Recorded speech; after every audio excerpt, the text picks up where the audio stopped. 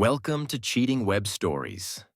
We've got a thrilling story for you today, and we hope you love it, so sit tight and let's get into the story.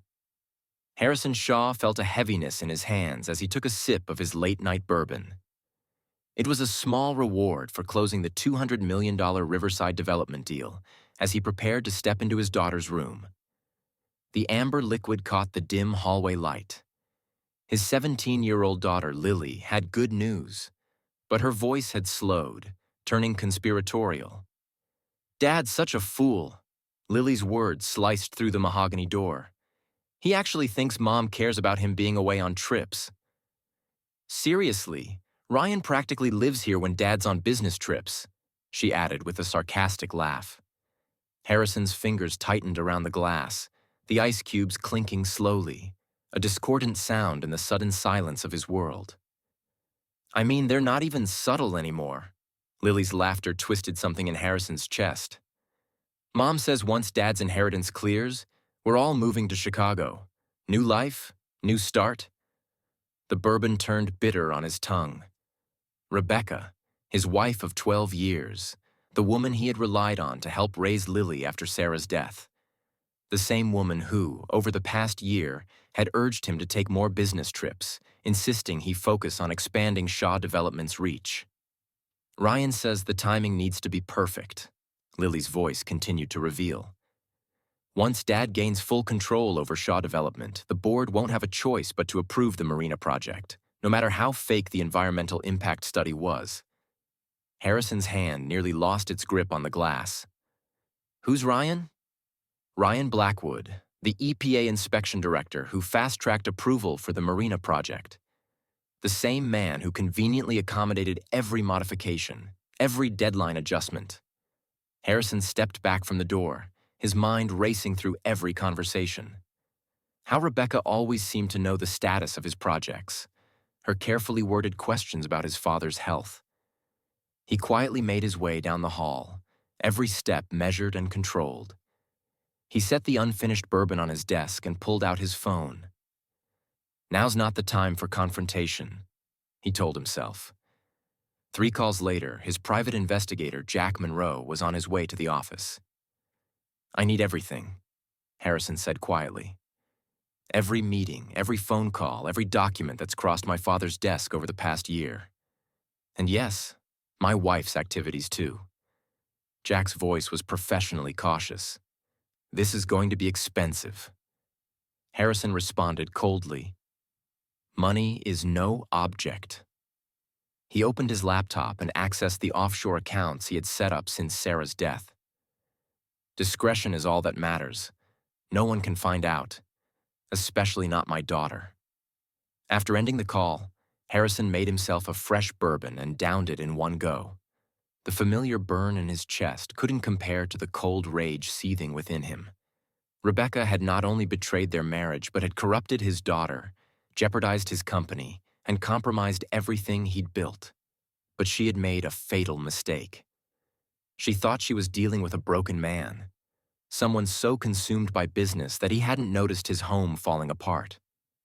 She had no idea about the contingencies Harrison had put in place after Sarah's death. She didn't know that Harrison Shaw had long learned never to put all his power in one place. The next morning, Harrison maintained his routine with practiced precision. Breakfast was the usual, with family coffee while Rebecca went on about her plans to redecorate the sunroom. A polite goodbye kiss, and he left for work. Harrison met Jack in a private room at the Carlton Hotel. "It's worse than you think," Jack said, spreading photos across the table. "Every business trip you've taken in the past 18 months has coincided with EPA inspections at your project sites." Harrison studied the surveillance photos. Rebecca and Ryan entering hotels, restaurants, even their own home. But it was the timestamps that told the real story. Harrison tapped on one of the photos. "These meetings align with every board vote or regulatory deadline. They're orchestrated," he said. Jack confirmed. "Your wife didn't get directly involved, but she specifically chose Ryan Blackwood. Look at these other photos. Rebecca having lunch with other EPA officials, and Ryan meeting with competitors who mysteriously pulled their bids on prime properties. The marina project wasn't their first target." They've done this before, Jack continued. Different cities, different companies. Ryan finds a vulnerable executive, and Rebecca feeds him the weaknesses. Harrison's voice remained steady, but his eyes were cold as steel. What about my father? Harrison asked. Jack hesitated before replying. This is where it gets interesting. I spoke to his nurse, Maria Torres. Your wife visits him every Tuesday afternoon, brings him magazines, keeps him company. But she also brings documents disguised as medical forms. Your father's signatures are on these transfer papers linked to board proposals. Harrison's fist hit the table, the first crack in his composure showing. He's dying of cancer, and they're using him, he said, his voice cold. Jack pulled out more documents. Once your inheritance clears, you'll have a controlling interest in Shaw Development. But these transfers your father is signing, it's all part of a complex web of dummy corporations. On paper, it looks like you're in control, but in reality, Rebecca and Ryan are pulling the strings. Harrison moved toward the window, gazing at the bustling Chicago business district, oblivious to the betrayal brewing beneath its surface. And my daughter? He asked without turning around. Every time you worked from home, she listened in on your private calls and reported back to Ryan. Her trust fund isn't just generous. It's being managed by one of Ryan's shell companies. The reflection in the window showed no emotion, but Harrison's words carried deadly weight. They turned my daughter into a spy, he said quietly. There's one more thing, Jack added, pulling out a final folder. Your first wife's accident. I found some irregularities in the original investigation. Harrison slowly turned. Sarah's death wasn't an accident?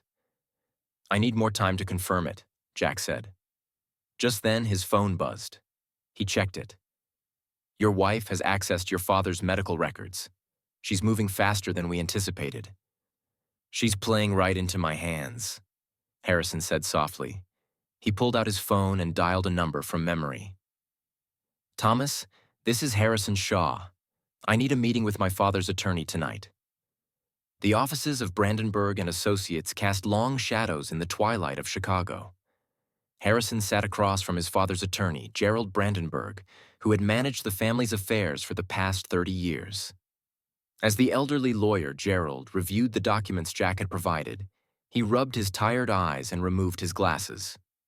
Harrison, this is orchestrated corporate fraud. These medical forms, signed by your father, are transferring control of key subsidiaries to offshore entities. It might be possible to reverse some of it. He paused. But Harrison had more to uncover. Gerald pulled out another file on your daughter's trust fund, which Rebecca had insisted on setting up last year. Once these transfers are completed, it will be structured as a corporate holding company. Technically, Lily will control 30% of Shaw Development's voting rights, but Rebecca will control them until Lily turns 25. Harrison's voice was cold as ice. They're using my daughter as a corporate puppet, and with Ryan Blackwood's position at the EPA, they can push through the Marina project approval, tank the company's value, and walk away with millions, destroying everything my father built. Harrison moved toward the window, where the city lights blurred into a constellation of betrayal. They didn't realize I was prepared for something like this. Not exactly this, but ever since Sarah's death. Gerald raised an eyebrow at the mention of the Geneva accounts. I learned the hard way that trust is a luxury I can't afford, Harrison said, turning back toward the desk. Show me everything they've signed, everything they've transferred. I need to know what they think they control right now. They traced the intricate web of shell companies, hidden within firms holding offshore accounts tied to legitimate businesses. At the center was the Marina project, a development poised to make millions on paper while devastating the local ecosystem. Where's the real environmental impact study? Harrison asked. Gerald opened his briefcase and pulled out a sealed envelope that your father had kept privately for months. The results are devastating. If this data goes public, the company might barely survive, but suppressing it would risk criminal charges. Harrison gave a faint smile, but it didn't reach his eyes. You think pulling this off will be difficult? Justice? Harrison took the envelope and added, First, I need you to draft new documents, create duplicates, and mirror their board proposals. I want parallel versions, everything legitimate and ready to file. I'm going to trap them in their own game. Harrison's voice carried the weight of absolute certainty. I'll let them think they've won. Then I'll show them what a real corporate takeover looks like. He checked the time. Rebecca will be home soon, expecting me to be drunk and furious about the deal. Instead, she'll find dinner reservations and champagne. Let them think we're celebrating. I'm setting the stage. Harrison picked up his coat. They think they're destroying my life. I'll let them believe that until I bring down everything they've built. At that moment, Harrison's phone buzzed with a message from Lily. Dad, I'll be late. Study group with Emma. He texted back, No problem, sweetie. Love you. The words tasted bitter, but Harrison Shaw had long understood that both business and revenge required the perfect poker face. Let them think they were winning. Let them think he was blind. Geneva was ready, and unlike Rebecca, Harrison knew the value of patience. He made one last call to Jack. I need everything on Lily's friend, Emma. Something about that connection doesn't sit right. The game was set, and Harrison Shaw had no intention of playing the fool. Meanwhile, Rebecca Shaw's day had started like any other, sipping wine at her favorite salon while browsing property listings in Chicago's Gold Coast. But the first ripple in her meticulously curated world came when her American Express concierge's message lit up her phone. Mrs. Shaw didn't pay much attention when her annual membership renewal kept getting declined, thinking it was just a technical glitch. But everything changed when her platinum card was rejected at Bergdorf's for a $112,000 handbag purchase. The sales associate's faint smile sent a wave of anger through her. Without hesitation, Rebecca quickly tried her personal black card, only for that too to be declined. Each subsequent attempt with another card met the same fate, and with every rejection, her face grew redder with frustration. Just then, her phone rang, and Ryan Blackwood's name flashed across the screen. She was urgently summoned to his office. Upon arrival, she found Ryan, who usually exuded confidence, now looking visibly shaken. Spread across his desk were documents that Rebecca had never imagined seeing. Ryan's trembling hands held divorce papers, but it wasn't just a divorce filing. Harrison had submitted federal whistleblower documents that meticulously detailed every fake environmental report, every manipulated inspection, and every bribed official. As she read through the documents, Rebecca's heart sank deeper with each word. We controlled every process, Ryan stammered. We destroyed all the real data, but now it's all coming to light. Ryan's distress was palpable. All my offshore accounts have been frozen. The federal investigation is blocking every transaction. Even the Cayman transfers are shut down. Rebecca's phone was flooded with alerts. Their joint and personal accounts had been drained. The biggest shock came when she learned that her daughter's trust fund holdings had been entirely converted into Shaw Development. That bastard turned everything into worthless paper, she screamed in rage. With the real environmental data about to be exposed, their downfall was now inevitable. Ryan admitted, Even if we avoid prison, we'll have nothing left. Rebecca sought help from her lawyer, Andrew Porter, but this time he firmly refused. Not anymore, Mrs. Shaw. The FBI is watching every move you make. Rebecca screamed, I never told Harrison to do this. But by then, it was far too late. Ryan handed her another document, a sheet of cream-colored stationery with Harrison's handwriting on it. Verify the real environmental data, it read. Rebecca's face turned pale. The message shook her to her core, leaving her puzzled as to what Harrison's next move might be. The next 72 hours were a descent into chaos. Every attempt, every transaction triggered further audits and deeper investigations. Rebecca furiously yelled at her fourth lawyer, I need access to those funds now. Do you have any idea who I am? Andrew Porter replied calmly, Every transaction attempt is creating new evidence against you. You're working for them without even realizing it. Hearing this, Rebecca's confidence was shattered. Finally, Porter decided to withdraw his services. Rebecca was left with nothing. No money, no influence. Everything she had meticulously built was crumbling, all because of Harrison's well-calculated move. Each transaction, every call, only accelerated their downfall. The FBI surveillance team in the parking garage was monitoring her every move. Ryan pointed to the blinking red light on his office phone. "They're recording every word you say," he warned. Rebecca's voice was now filled with nothing but panic and bitterness. The looming threat of the environmental data going public now hung over her head like a sword. The empire she had built over the years was now turning into rubble. "There's no move left that can save us," Ryan said in despair. But Rebecca refused to accept defeat, yet there was nothing left to fight for. As the final summons arrived in the morning mail, it became clear that Harrison had orchestrated a complete takedown against them. This wasn't just him running away. It was a carefully planned symphony of destruction. She had never heard him speak with such honesty before, and now it wasn't just about environmental fraud and money laundering. It had escalated into corporate espionage. "Mrs. Shaw, this isn't just a conspiracy anymore. You're going to need a criminal defense attorney," the voice on the other end of the line said before abruptly hanging up. Rebecca hurled the phone across her marble-floored living room, shattering her wedding crystal vase. Staring at the shards, she recalled the look on Harrison's face when he unwrapped that gift. Even then, he had seen through her, yet he never showed it. Amidst the crystal fragments, her phone rang again.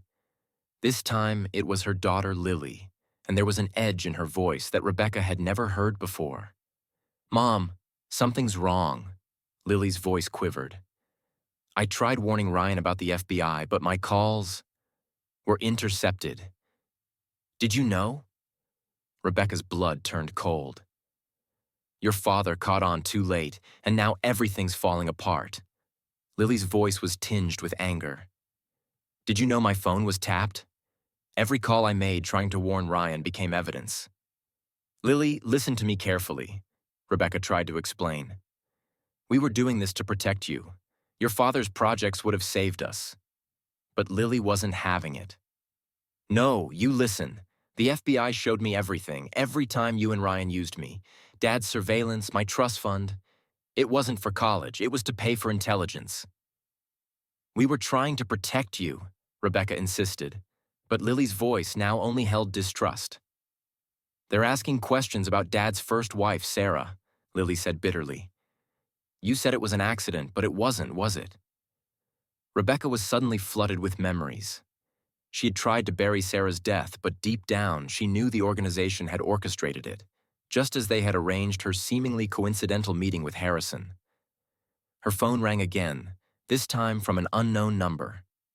"Mrs. Shaw," came a cold, professional voice. "This is Special Agent Catherine Martinez. We need to discuss your Tuesday visits to Walter Shaw's nursing home." Rebecca, exhausted, replied, "I don't want you people bothering me." "You have two options," Martinez continued. "Either you come in voluntarily, or we send a car for you." Rebecca's meticulously crafted world was unraveling. Special Agent Martinez observed her every move through the one-way glass. Her daughter Emma, now fully in her rebellious teenage phase, had become her greatest liability. "Emma is starting to piece it all together," Martinez noted. "You're caught between Harrison's evidence and Ryan's recordings. This scandal is much bigger than just Rebecca and Ryan." Lily's questions became sharper. "They showed me dates for every project Dad ever worked on," she cried. "I never imagined I'd be part of this mess." Catherine realized that this case was robbing her daughter of her last chance at a normal teenage life. But now, it was her duty to uncover the truth. Meanwhile, in another interrogation room, Lily Shaw sat surrounded by transcripts of her own conversations. "I didn't know about what happened to Sarah," she sobbed, mascara streaking down her cheeks. "I truly believed my mom loved me."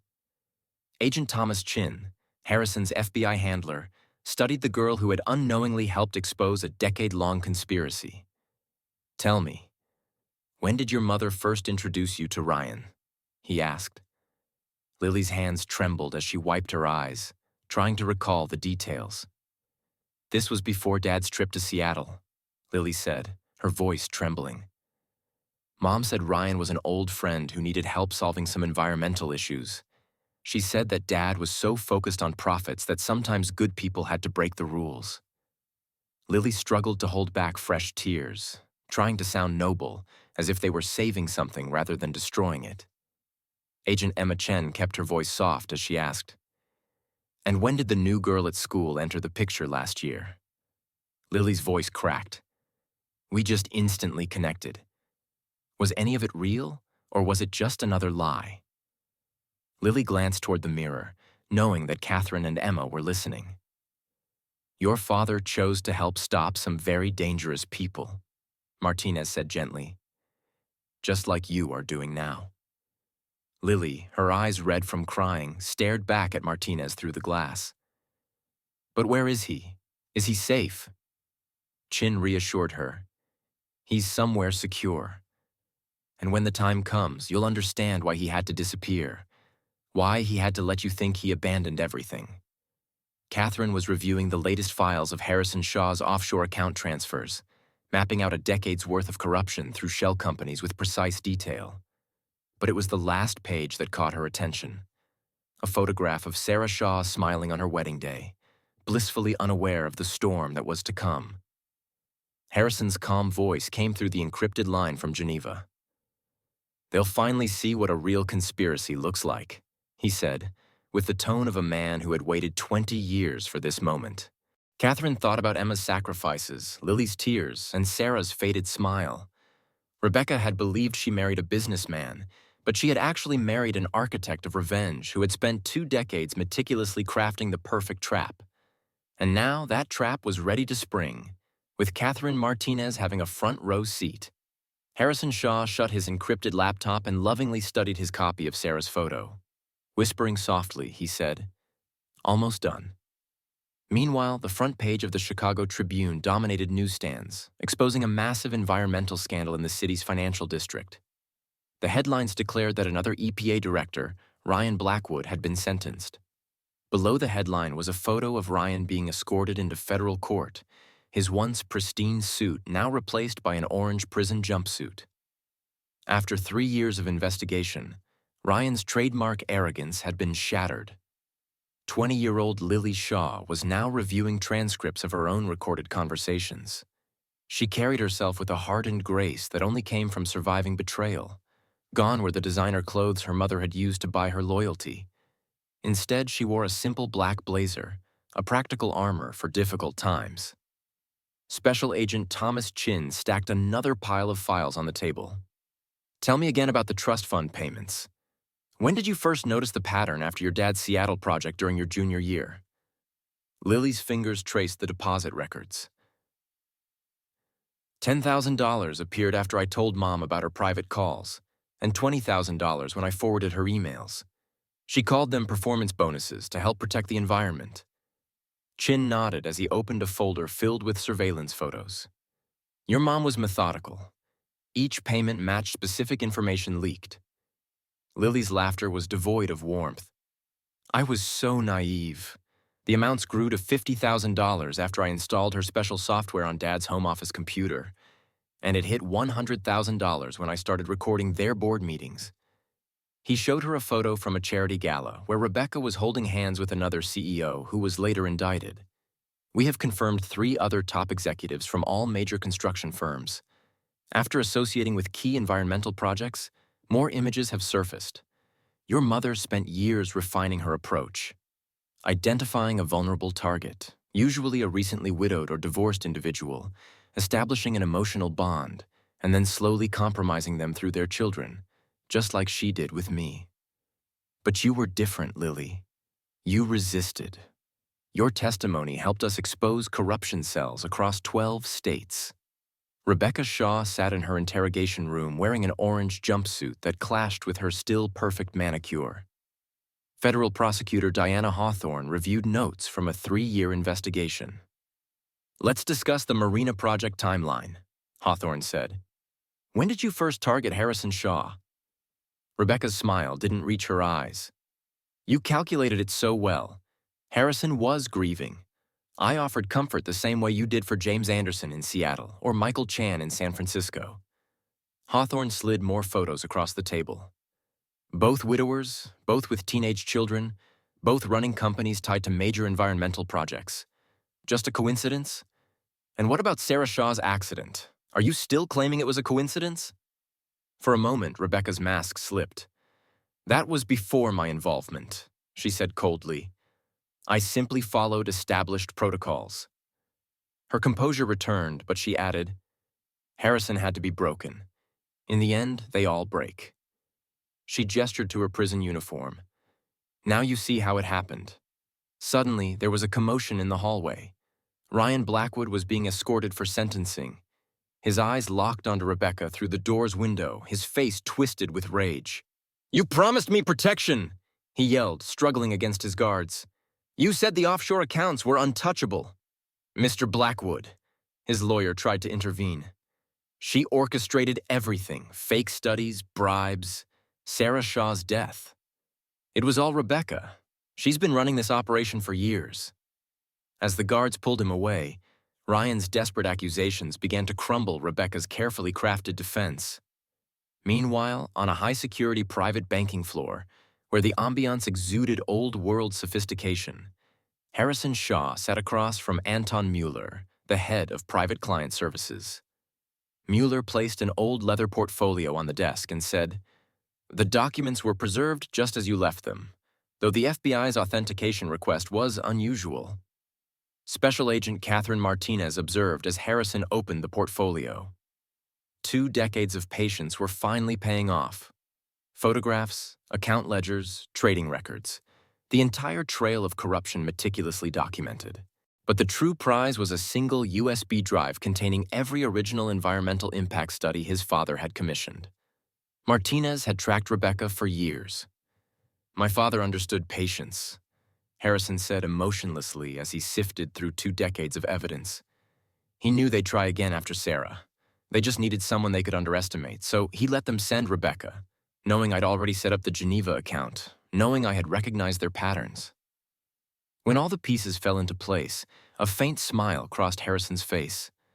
They thought they were corrupting another grieving executive. They had no idea they were falling into a 20-year trap. The evidence from Geneva went far beyond Rebecca and Ryan. It exposed a network of corrupt officials spanning multiple agencies, compromising environmental projects across 3 continents, and creating a web of shell companies that made the Marina project seem like a high school science experiment. This is just the beginning, Martinez said, reviewing the account numbers. These records will reveal even more prominent names. We can trace the money to the top. Harrison closed the portfolio. This was always part of the plan. My father knew a direct confrontation would fail. They killed Sarah for much less evidence. We needed someone on the inside. They thought they could control everything, so they chose you. But they chose poorly. When Rebecca's sentence was announced, the federal courtroom was filled with tension. A 3-year-long investigation had uncovered corruption at every level of environmental oversight. But today, justice would finally be served. Judge Eleanor is here, Martinez said while studying the pre-sentencing report.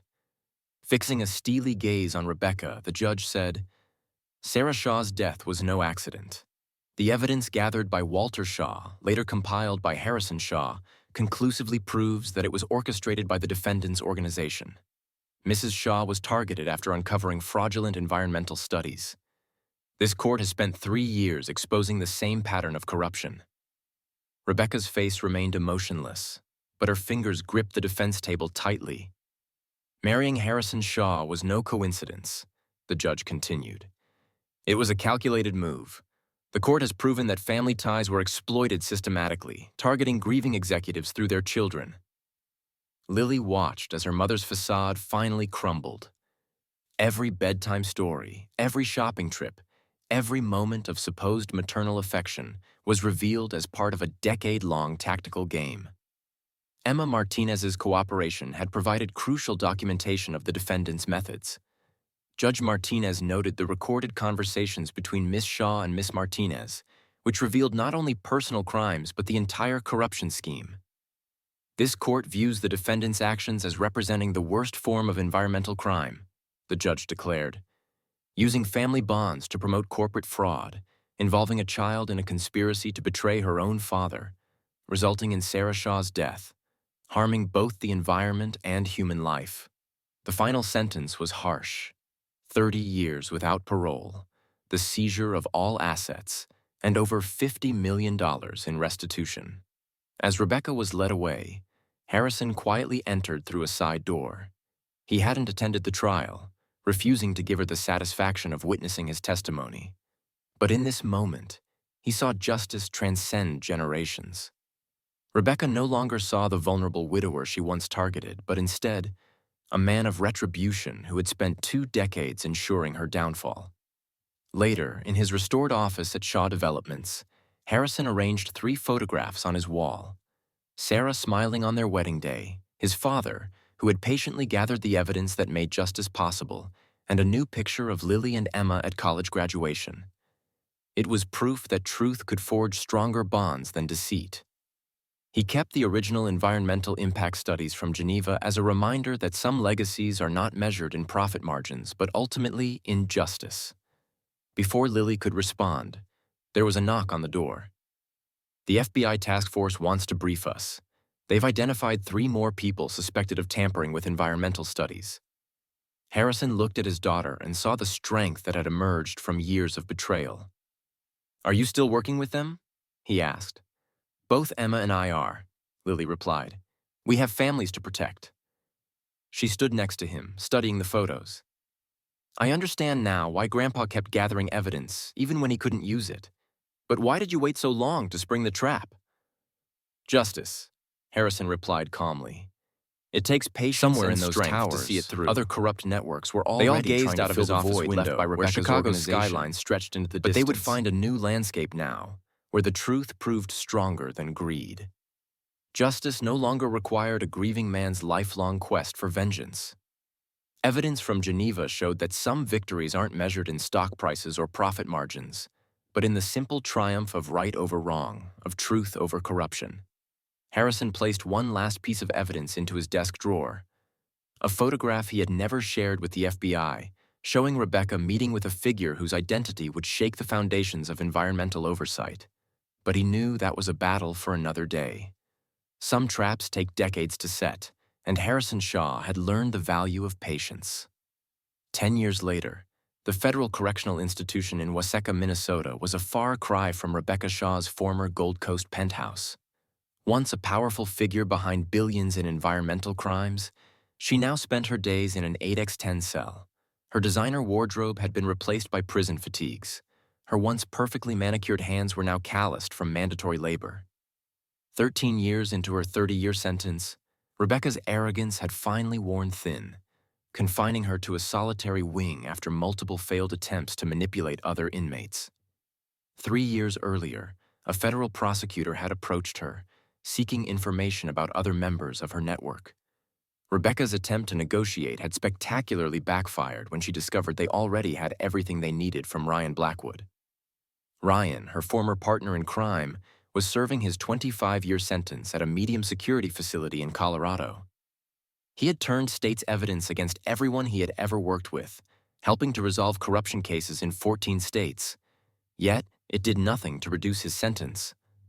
The last Rebecca heard, Ryan was spending his days in protective custody, terrified that his former associates would eventually reach him. His fears weren't unfounded. 3 other members of their network had met suspicious ends in prisons across the country. Meanwhile, Shaw Developments not only survived but thrived under Harrison's leadership after exposing the corruption. Ironically, the scandal positioned the company as a leader in environmental compliance. Under his guidance, they adopted a transparent approach to development, setting new industry standards. The latest profile in the Chicago Business Journal painted a picture of redemption and innovation. The article lay on Rebecca's metal desk in her cell, its headline a daily reminder of her failure. Harrison Shaw, CEO of Shaw Developments, receives Presidential Environmental Award for Green Revolution. The photograph showed Harrison at the White House ceremony, looking distinguished in his 50s, still strong, still determined. Standing beside him was Lily, now a federal prosecutor specializing in environmental crimes. The irony wasn't lost on Rebecca. The daughter she had tried to corrupt had become a weapon against everything she once stood for.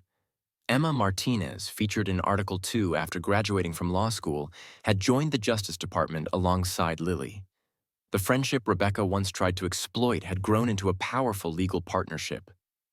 Together, they secured convictions in some of the largest environmental fraud cases in history.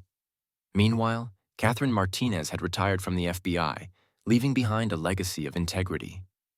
But the task force she had helped establish continued her legacy, expanding into an international operation to monitor environmental crimes across borders. She still occasionally consulted, especially when Shaw Development's expertise was needed to expose complex corporate fraud. The elderly nurse, Maria Torres, was actually an undercover agent who had prepared the documents with Walter Shaw. She was commended for her role in exposing Rebecca's manipulations. She used the Shaw case as a model to train other agents for long-term undercover operations. Walter Shaw did not live to see Rebecca sentenced, but his foresight had forever changed environmental law enforcement. The evidence he gathered, combined with Harrison's strategic patience, exposed corruption at every level of regulatory oversight. The files Harrison stored in Geneva not only dismantled Rebecca's organization, but also sparked an investigation that reached corporate boardrooms, regulatory agencies, and even Congress. Each conviction carried a piece of Walter Shaw's legacy, a testament to his dedication to justice. Sarah Shaw's death was eventually reclassified as a homicide, though the true perpetrator remained elusive to the cold case unit. Occasionally, anonymous tips came in, each meticulously investigated. From his new office in Shaw Development's sustainable headquarters, Harrison never stopped searching for the full truth behind his first wife's murder. He kept an updated wall of photographs. Sarah and Walter remained at the center, now surrounded by new images.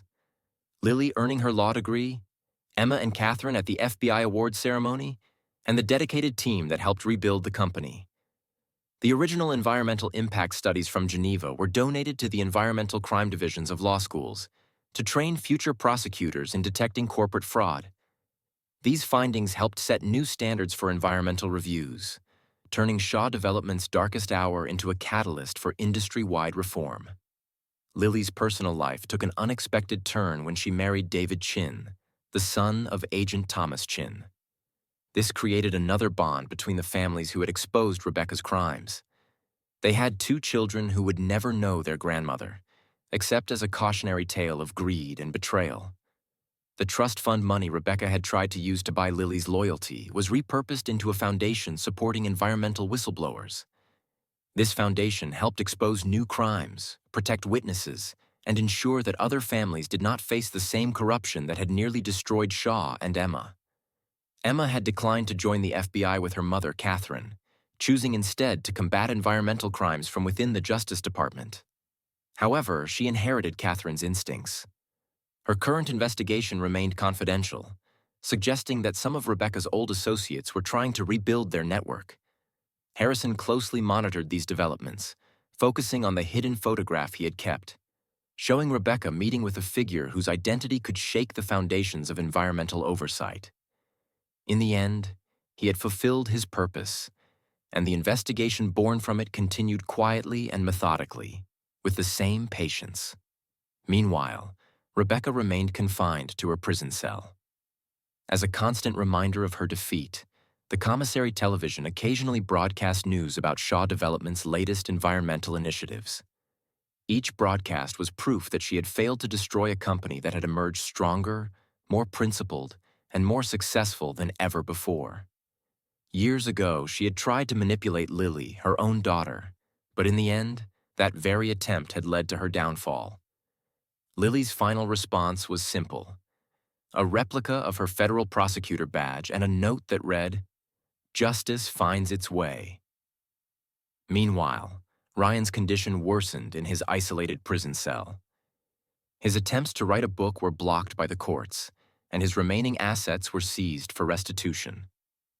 The once formidable EPA director, who had commanded respect through fear, was now left with nothing, not even the comfort of a daily routine.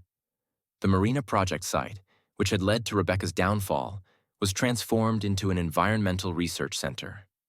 Scientists there studied the ecosystem that she had once tried to destroy. This work was funded by the fines paid by the guilty conspirators. Harrison's patient quest for justice had ripple effects far beyond Chicago. Around the world, environmental crime units were now studying the notorious case, learning how corruption could hide behind corporate facades and family ties. Rebecca's methods had become a textbook example of how not to succeed in corporate crime. The scales of justice, first set in motion by Walter Shaw, had finally been balanced. His son had turned personal revenge into systemic change, and his granddaughter had prosecuted the very crimes he had first documented. Somewhere in a quiet Geneva bank vault, other evidence waited, showing that some legacies span generations. Rebecca still had a decade left on her sentence, assuming good behavior, though she never managed to maintain it. Ryan, after cooperating for 15 years, received a slight reduction in his sentence, as judges had seen the full scope of his crimes. The unseen masterminds behind their schemes largely escaped justice, but their power had been shattered. From his office in Chicago, Harrison Shaw continued to plan, observe, and rebuild, all while remaining vigilant. The photograph on his desk hinted that there was still work to be done. But he had learned from his father that justice requires patience, and from Sarah that some debts demand a lifetime to repay. What had begun in Geneva was now unfolding slowly but steadily. It was the relentless force of truth that ultimately wrote the final chapter, one that even Rebecca couldn't corrupt. And with that, our story comes to an end.